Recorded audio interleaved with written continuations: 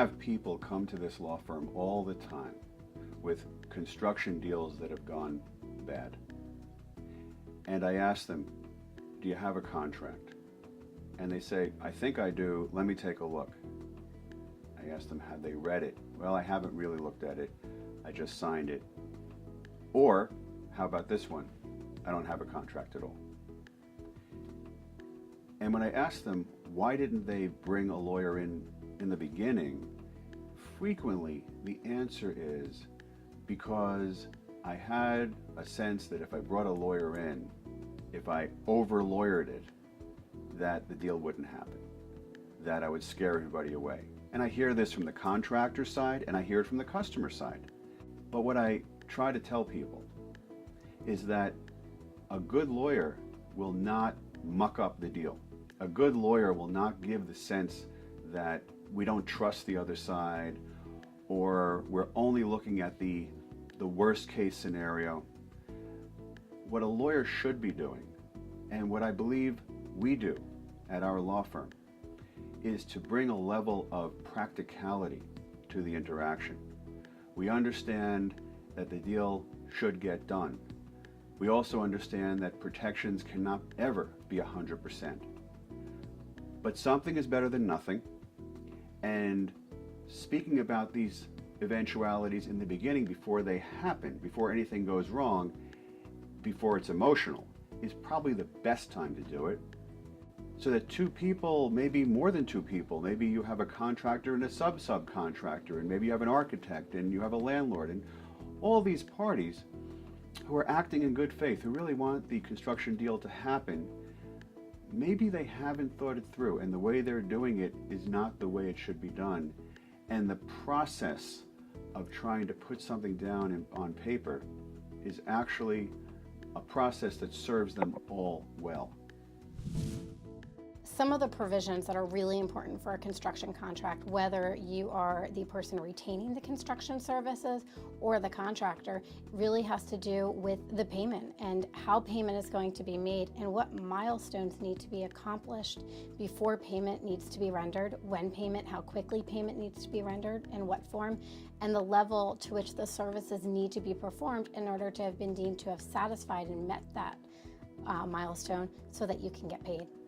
Some states actually have laws that are specifically enacted to protect contractors and allow for them to receive payment and secure that payment for services that they have rendered even without a contract.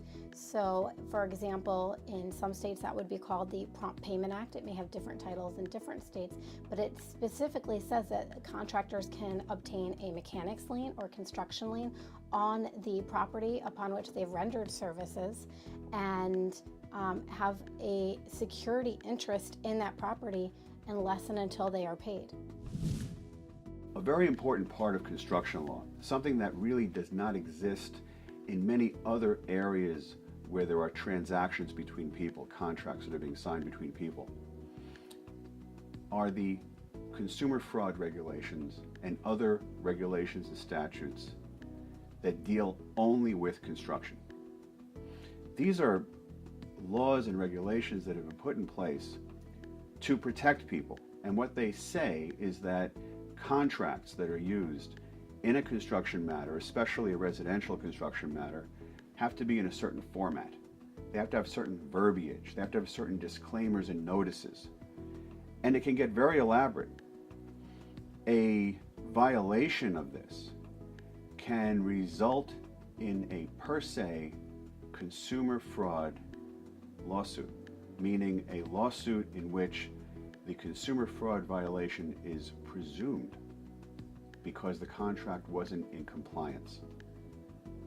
Now, why is that important? It's important because you could have a situation where a contractor is owed $3,000 and he sues for that money because he's not getting paid. The customer alleges that there was a defect in the work and that the contract violated the Consumer Fraud Act because it didn't have certain disclosures in it. And as a result, the customer is able to counterclaim for far more than $3,000. The customer is able to counterclaim for its damages for defective work, which of course it has to prove, but once that's proven, it gets those damages times 3. so it's called treble damages, and attorney's fees reimbursement. So a $3,000 case can result in a $100,000 counterclaim or more. Now, this is all state specific and there are all kinds of variations throughout the country.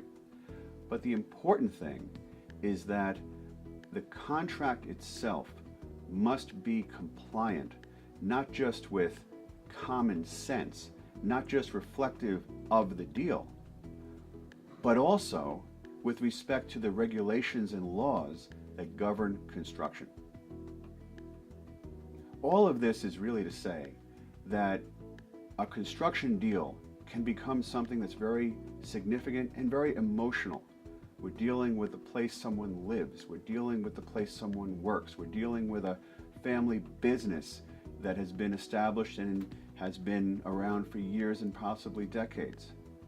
And so it's very important that we as lawyers approach this representation with a sensitivity to that dynamic.